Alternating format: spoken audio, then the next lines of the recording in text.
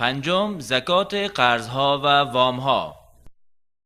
از آنجایی که نبی اکرم صلی الله علیه و سلم از دین به خدا پناه برده‌اند و همانطوری که الله تعالی بزرگترین آیه را در قرآن در مورد دین نازل کرده، همه بر اهمیت این موضوع دلالت دارد. در مورد وامی که برای دیگری بر ذمه زکات دهنده است، اصل آن است که اگر دین کسی به مقدار نصاب و یا ناقص کننده نصاب باشد، بر وی زکات نیست،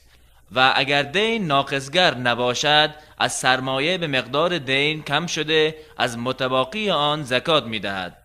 مثال: اگر شخصی $10,000 داشت و مقدار مدیونی وی نیز $10,000 بود، بر وی زکات واجب نیست، زیرا که دین او نصاب را شامل می شود. و همینطور است اگر دین او $9,950 بود، نصاب را ناقص می کند، بر وی زکات واجب نمی شود. ولی اگر مقدار دینش $4,000 بود که از سرمایه منفی شود، $6,000 باقی می ماند که بر این $6,000 متباقی زکات واجب است، مگر اینکه دینی باشد که مورد استفاده قرضدار در بازرگانی نباشد، مانند این که بازرگان خانه ای را به قسط چند ساله خریده باشد و یا برای ملکیت وسایلی که در پروژه بزرگی با هزینه میلیون‌ها دلار تخمین زده می شود از دین استفاده کرده است. پس یکی از بازرگانان توسعه کار او را ارزیابی می کند. با استفاده از وام چند میلیونی می خواهد خط تولیدی جدیدی را با خط تولیدی کنونی خود راه اندازی کند. آیا این وام‌های سرمایه‌گذاری می تواند در مقابل از داشته‌هایش که موجب زکات هستند کم شود؟ چنین نظری با این مفهوم باعث ضیاع اموال هنگفتی حاصل از زکات برای فقرا می شود و بالاخره منجر به این نظر خواهد شد که بر بسیاری از ثروتمندان عصر زکات نمی باشد.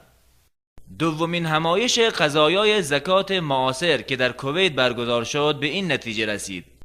اولا، همه وام‌هایی که فعالیت بازرگانی را تمویل می کند از داشته‌های قابل زکات کم می شود. اگر مدیون کالاهای اصول ثابت که اضافه از نیازهای اساسی است نداشته باشد. دوم، وام‌های سرمایه‌گذاری که پروژه‌های صنعتی و تولیدی را تمویل می‌کند از داشته‌های قابل زکات کم می‌شود. اگر مدیون کالاهای ملکی اصول ثابت که اضافه از نیازهای اساسی است ندارد که در مقابل همان وام‌ها بگذارد، و در حالتی که این وام‌های سرمایه‌گذاری معجل باشد از داشته‌های قابل زکات کم می‌گردد. قسط سالانه‌ای که در حال حاضر دریافتش مطلوب است، اگر موجود بود در مقابل دین گذاشته می‌شود اگر دین را کفایت می‌کرد، و در چنین وضعی وام‌ها از داشته‌های قابل زکات کاسته نمی‌شود. پس اگر این قرض‌های قابل دریافت وام‌ها را کفایت نمی‌کرد، متباقی آن از داشته‌های قابل زکات کم می‌شود. سوم، وام‌های معجل مسکن که به اقساط دراز مدت پرداخت می شود. مدیون باید زکات بدهد از آنچه باقی مانده در دستش، پس از این که قسط سالانه را کم نماید از همان متباقی اگر به نصاب برسد زکات بدهد. اما در مورد زکات دینی که زکات دهنده بر دیگری دارد، اگر دریافتش ناممکن باشد، مثل این که مدیونش مفلس بوده و یا ثروتمندی است که پرداخت نمی کند و یا کسی است که منکر دین می باشد، پس بر صاحب دین همه ساله زکات نیست، بلکه اگر چنین وامی را دریافت کرد زکات یک ساله آن را می پردازد. اما اگر دریافت وام ناممکن نباشد، مانند وامی که بر پولداری که پرداختش معطل نمی شود، لذا واجب بر صاحب دین است که هر ساله زکاتش را بدهد، زیرا که حکم موجود در نزدش را دارد. و وام اشکال متنوعی دارد، از آن جمله آنچه که به نام اوراق بهادار معروف است. گواهینامه است که به موجب آن صادر کننده التزام خود را برای پرداخت بهای یاد شده در هنگام استحقاق با سود اتفاق شده در این سند به حامل آن می پردازد، و این ربای واضح و حرام است، زیرا که قرض در مقابل سود بوده است. بر کسی که به آن تعامل دارد باید به سوی الله تعالی از این کارش توبه کند. اوراق بهادار دین معجلی است به دست دارنده علیه طرف نشر کننده و در نتیجه پس زکات اوراق بهادار حکم زکات دین را دارد. در آنها زکات واجب است اگر به تنهایی به نصاب برسند و یا با انضمام آنها با پولها و کالاهای بازرگانی که در ملکیت صاحبش می باشد و با گذشت 1 سال بر آنها باید ربع عشر یعنی 2.5% زکاتش را جدا سازد. و اگر جدا کردن اوراق بهادار امکان پذیر نبود مگر پس از یک مدت زمانی زکات از آن ساقط نمی شود، ولی هنگام جدا کردن زکات سالهای گذشته را نیز می دهد. اما در مورد مستغلات یعنی هر آنچه که برای کرایه دادن مهیا شده نه برای بازرگانی در خود آنها، مانند خانه ها و ساختمان ها و خودروها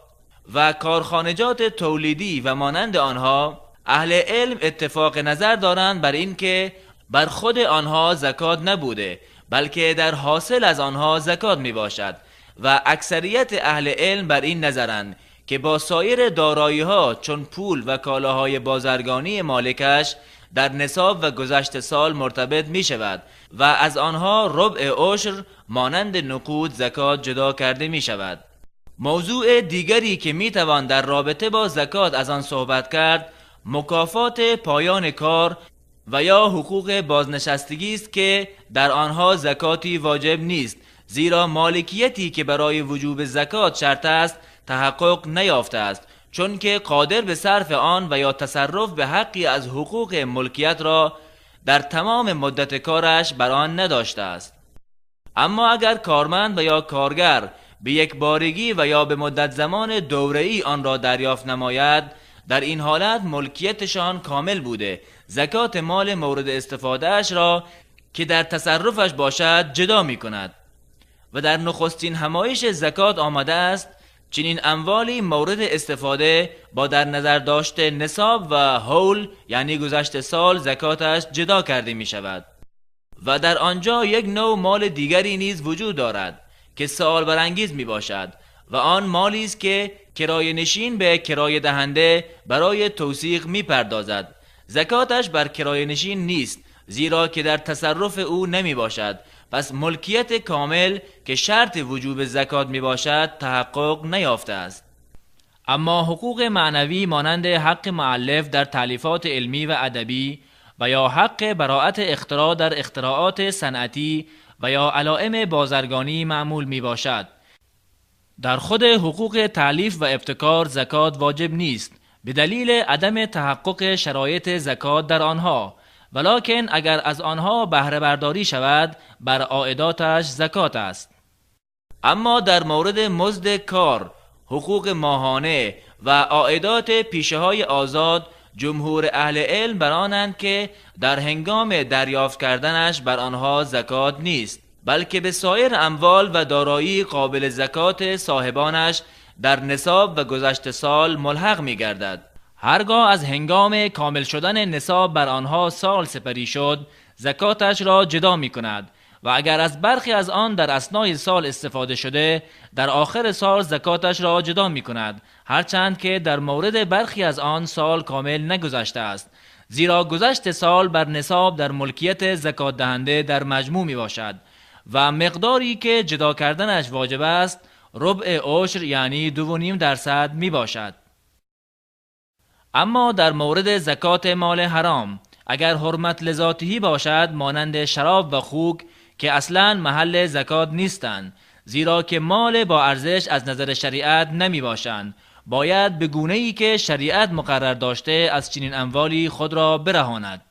ولی اگر حرمت مال لغیرهی باشد چون مالی که در کسبش اختلال موازین شرعی باشد مانند مال غصب شده بر آن زکات واجب نیست، زیرا کسی که در دستش هست مالکیت کاملی که شرط وجوب زکات است در آن تحقق نیافته است. هرگاه به صاحبان اصلیش برگشت بنابر رأی راجح زکات 1 ساله اش را می دهد، هرچند که سالهای زیادی بر آن سپری شده باشد. بر کسی که حائز مال حرام شده بدون اینکه به صاحبش برگرداند مقدار زکاتش را جدا کرد، این مقدار زکات شمرده نمی شود، بلکه گناه متباقی مالی که در دستش است بر وی بوده تا زمانی که به صاحبش بر نگرداند، اگر او را بشناسد، و یا اینکه صدقه کند در حالت مأیوس شدن از شناسایی صاحبش، وگرنه از ذمه‌اش براءت حاصل نمی کند.